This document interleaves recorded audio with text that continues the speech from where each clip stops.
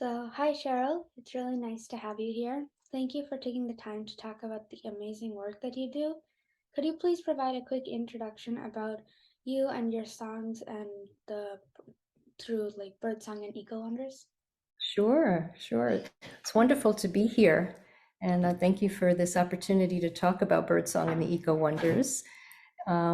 So, Birdsong and the Eco Wonders is a musical brand that educates young children about the natural world, about animals and plants and ecosystems, and with the hope of inspiring kids to connect to nature in their own way and to be stewards of the planet.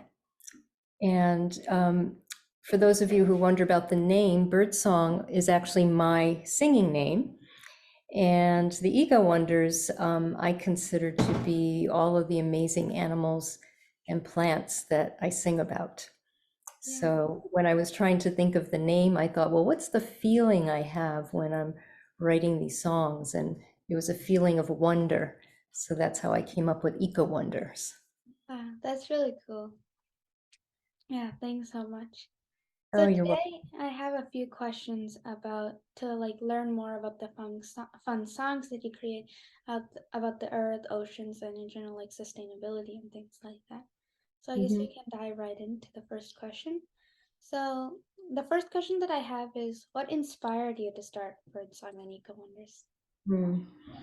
That's a good question, Ian. I've given that some thought, and I think that it really was the children. Children inspired me to create it.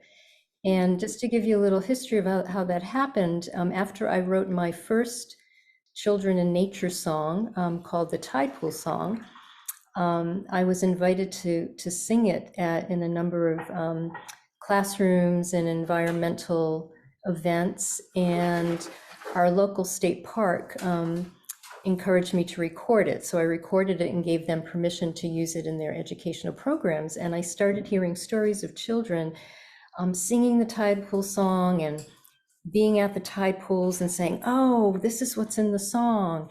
And then um, I would hear that they were making up hand motions to go with the tide pool song, and educators were saying to me, this is a song that's really a nice complement to what we're teaching, and it helps the kids remember through music what we're teaching about. So that was the beginning of me thinking, this is a using music as a way to teach and as a way to inspire is really important and really powerful. And it's something that I can do and offer to the next generation. Yeah, that's really amazing, like how the kids would just like sort of follow along and catch on to the song in a way too. And that's really, yeah, it's amazing. Yeah. So, next question is, what is the process that you go through to like create these fun songs? Mm. Well, I have to begin by saying every song is different. Yeah. The process has been, I don't think any one song has had exactly the same process, but some of the common ingredients, so to speak, are that something about the animal or ecosystem I'm writing about has inspired me or caught my attention. So for instance, in the very first song I wrote, the tide pool song, I had been, I was being trained to be a docent at the tide pools in our in the community that I live in, to educate visitors about the tide pools and help protect the tide pools and let them know about the etiquette about not touching the animals, etc. So in my training, I was learning about all these amazing animals and how the things um, the sea stars and the urchins and the anemones have to do to survive the coming and goings of the tide. And I just like fell in love with these little creatures. And Yeah. one day I was in my home strumming on my guitar and I started humming a tune and I thought to myself, this tune is what I feel like when I'm in the tide pools. And the next thing I knew it, I sat down and wrote down some words and eventually came up with the title song. So that one came pretty quickly. There have been other songs where it's taken a lot more research. For instance, when I heard about the most endangered uh, ocean mammal in the world, the vaquita porpoise Yeah. that lives in the Sea of Cortez in Mexico, I realized I didn't know a lot about the porpoise, so I called some people that were experts about the vaquita and researched the vaquita and interviewed them extensively and put the information together, and then decided to listen to the style of music to that particular region. And Yeah. so I wrote that song, um, like not really that full style of music, but influenced by that style of music, I see. and using the information I had gathered from some of the experts. Yeah, Um, that makes sense. yeah, and sometimes the animals will inspire me. My song "Adapt to the Habitat," I had been commissioned to write that song by our local wilderness park, and they gave me a list of vocabulary words and concepts and said, can you write a song about these things? And that was really challenging. Um, but as I put the song together, I was not sure, is it going in the right direction? And the first verse of the song was, who said the great horned owl? Did you know that I am nocturnal? So that's how the song started. So one day I'm taking a walk early in the morning and just thinking, is this the right direction of the song? And then I hear, hoo, in the distance, and it was a great horned owl. So it was almost like, Wow. I don't even know if the owl knew I was there, but I took that as a sign, yep, I'm heading in the right direction with this song. That's really neat. Yeah. Yeah. Awesome. Yeah. So I think the combination of spending time in nature and seeing what inspires me, or hearing about an endangered animal I want to in some way educate the world about so we can protect it. Um, or again, having an expert say to me, hey, I'm studying this particular animal and it sounds kind of intriguing to learn more about. Yeah, that makes sense. Yeah, that's really cool. So the next question is approximately, like, I know this varies from like song to song, but approximately how long does it take to create each song, from like songwriting to like producing and performing the song? Mhm. Yeah, that's another good question, Ian. Well, the songwriting process really does vary from one song to the next. The Tide song came pretty easily. Um, the song I wrote about the vaquita it took me actually a few months to put that together between the research and the writing of it. Some songs, I'll focus on them and they'll just take a few weeks or a few days or a few months. And other songs, I'm kind of playing with the idea for a couple years before I Yeah, actually sit down and get focused. Uh, but once I write the song, then actually uh, performing it and recording it, uh, I would say the recording part takes a few weeks because it involves a lot of different steps. It involves me deciding, because I play the guitar and I strum, but if you listen to my songs, you'll hear lots of other instruments in it. So first I need to think about, well, what kind of instruments do I want in this song to help convey the message? yeah, And then once I figure that out, I send those ideas uh, and a rough sketch of the music. It's called a scratch track, where I record the music and my guitar, send it to my producer who lives in Indiana, tell uh, him how I want the song to sound. He comes up with some ideas, sends it to me. This is all done virtually. And sometimes that takes a few weeks for us to really get clear about how we want it to sound. And then once all the instrumentals are done, then I go into a recording studio, which usually each song takes about 4 hours or so in the recording studio to record my vocal track and sometimes some harmony tracks, backup singers. and to get it just the way I want it to sound. Yeah, that's really cool. It's a lot of effort that's put into one song, but I guess it's all like worth it in the long run. Yeah, it's all worth it. Yeah, absolutely. Yeah. So the next question is about like, are you currently working on any songs? I am. Oh, Do that's you want me to tell you the secrets? Spoil the surprise. Sure, I'd be glad to. I am currently working on some songs. I have a song fully written and just needs to be recorded called Travel and Seed. oh, And that talks about how plants reproduce. oh, And I'm working on a song about coyotes oh, interesting. because, yeah, a lot of my songs, not all of them, but a lot of them are inspired by animals that are in the region that I live in. So we hear coyotes here a lot, Oh, and I'm very curious about them oh, because they live like in the middle of the wilderness in our neighborhoods. They're right on the edge. So there's oh, something very intriguing about them. And I have a couple of other songs I'm working on that have to do with animals' relationship to the forest and the trees.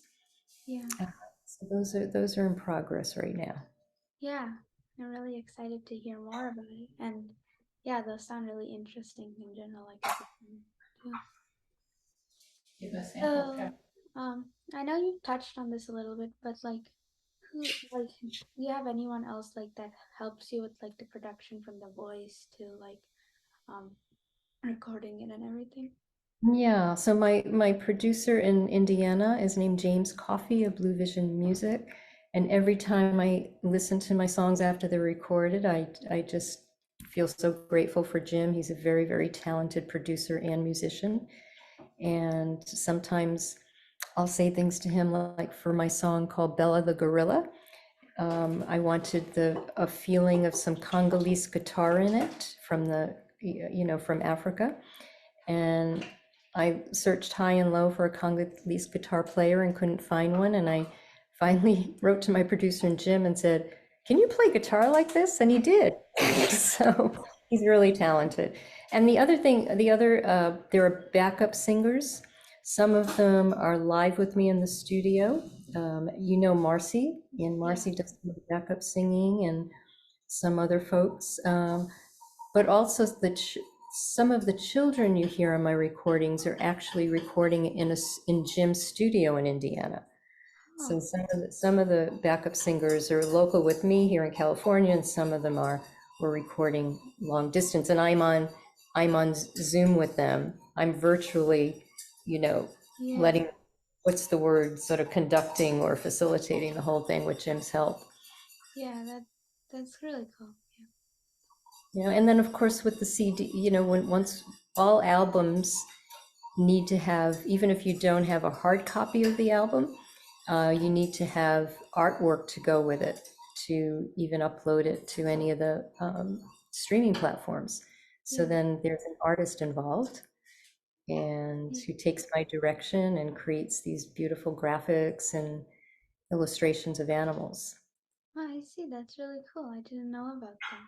Thanks to you Yeah, for sharing about yeah. I'm sure I'm forgetting some things, but and then, of course, there's, Dr. Marcy and friends that listen and listen and listen over and over and over again to my songs, sometimes as I'm writing them or as I'm finishing them. Sometimes I'll ask children in the neighborhood to listen and give me feedback. So there's a lot of process that goes into writing the song and then refining it. that. So it really delivers the message that I want, and it's enjoyable and fun for people to listen to. Yeah, that sounds cool. Like how you even go to like the kids who are like the main audience for the songs to like get their feedback as well as adult feedback, and I think that's really important as well. Yeah, absolutely. Yeah. So now this is more about like a personal question. What's your favorite song so far? Oh, I knew you were going to ask me that, and I can't come up with one song that's my favorite song.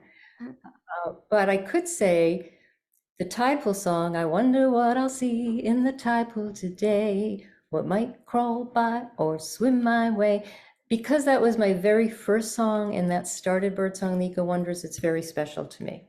Yeah, that makes My Lonely Abalone song, I don't know if you've heard that one. It's not on either one of my albums. I released it as a single. uh, Uh, I sang it in a kind of influenced by a blues style of music.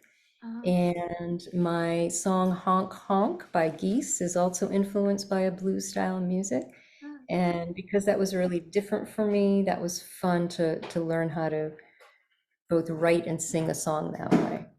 yeah, Um, that sounds pretty cool too.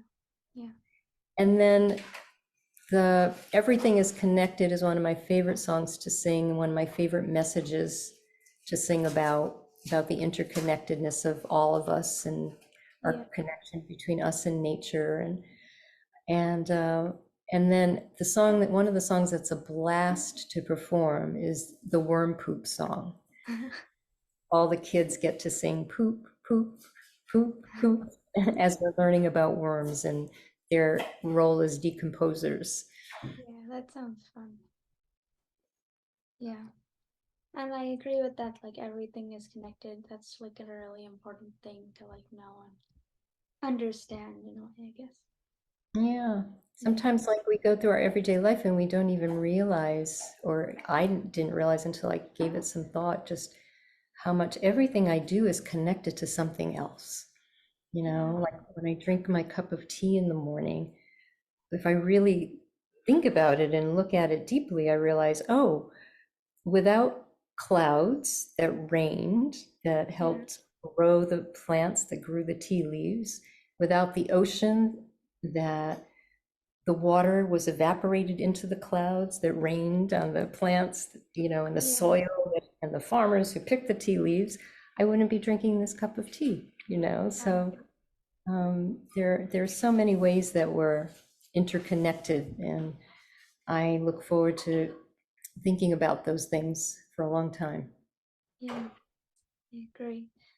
So, how do you reach more kids throughout the community? It's another good question, Ian. In a number of ways. Um, there's a saying, think global but act local. Yeah, Think globally but act locally, and I think you're doing that with Eon for Ocean, where you're reaching out to kids and sponsoring cleanups, in your neighborhood, in your community.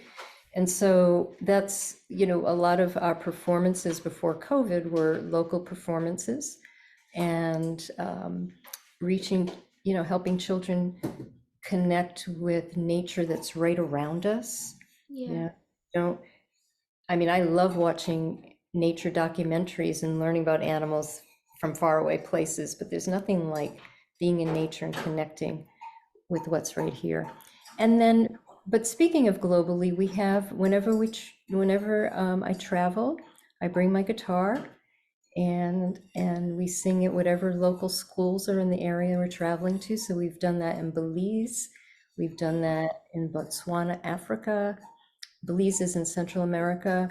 We've done it in the Seychelles, on an island off of Africa, where we've talked to the kids about the animals in their local area and what they're doing to protect them, or what kinds of things they could do to protect the ecosystems of those animals, and then we sing our songs with them. yeah. That sounds really special. Like, and not just reaching like kids within your own community, but also like going internationally and globally Right. Right. as well. And and because our music is on all streaming platforms internationally, lots of teachers and parents find us that way, Yeah, like through YouTube or Pandora or Apple Music, Spotify. And and especially when teachers find the music, they'll use it in their classrooms. So that'll bring the music even further. yeah. That's really important too, as like another sort of way to connect with more students, even if you don't have like the opportunity to perform live with them, like sharing that music and the joy of that knowledge with others. Yeah, exactly. Yeah, that's right. Sometimes we'll get a video that a teacher will send us of their class or a whole school assembly singing one of our songs. Wow, Yeah, that that's must how, be really special. yeah, it is. Yeah. So, what do you think is the most challenging part of throughout the process of like creating and showcasing the songs? I would say the working virtually to produce the songs, it's really, wonderful that we have that option, Yeah, but sometimes that is challenging to just like not be hands-on in the room with my producer, yeah, that it's a lot of back and forth and on the computer. And I really value what technology does and can do and what's made possible. Uh, but to be honest with you, sometimes being on the computer is taking away from being in nature, yeah, So in my ideal world, we'd be, you know, recording the songs in nature, yeah, outside. So, but the challenge is, I think the challenge we all have right now in the world, and that is trying to find balance, between the virtual world and technology and yeah, staying connected to the earth and yeah, staying connected to nature. Because that's for me anyway, what the place I feel most myself and most peaceful and happy. yeah, Yeah.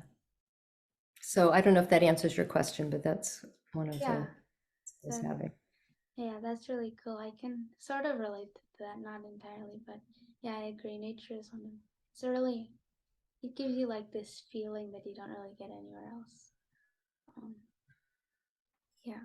So the last question is like, do you have sorry, do you have a special message for the community? Uh,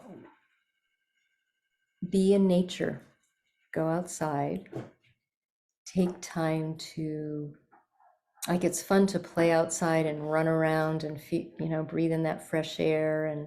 Yeah, But every once in a while, stop and maybe find a special place that you go to many, many times, once a week or once a day, where you just stop and look and listen yeah, and start to watch what nature does when we're quiet. And that could be in your backyard, it could be in your local park, it could be just even on the front steps of your house or on your porch, yeah, but just get to know the local animals and plants around you yeah, because they're part of your world. And once we get to know them, then we want to protect them and yeah, we want to act in ways that are going to be in harmony with nature rather than hurt or destroy nature. yeah, So yeah, that would be the message. And keep singing and notice what inspires you. And as you've done, Eon, you've followed your inspiration and created Eon for Ocean that has a wonderful message about protecting the ocean and thank you. learning about the ocean. So, yeah, so I guess the other thing I would say is, follow your heart. If something is really interesting to you or really makes you happy or fills you with wonder, keep following that. Keep learning about it or spending time with that feeling and with those parts of your worlds that are exciting for you. Yeah, I agree. Yeah.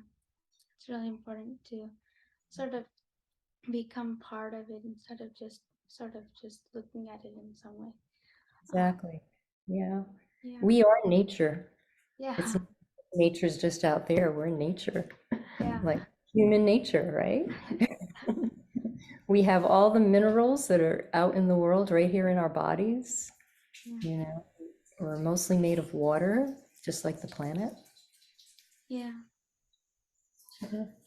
yeah, This is really fun to talk to you about these things. yeah. So we can't wait to hear about the upcoming songs and more.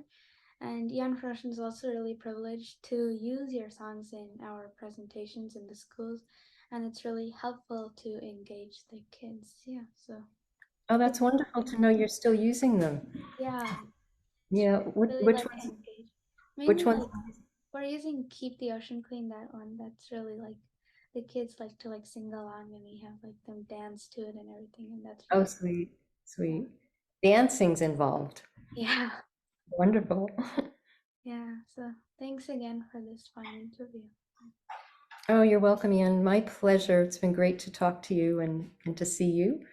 Mm, And um, I'm really so happy to know that Eon for Ocean is in the world doing its thing. And thank you for all of your work to bring awareness to our ocean. thank you.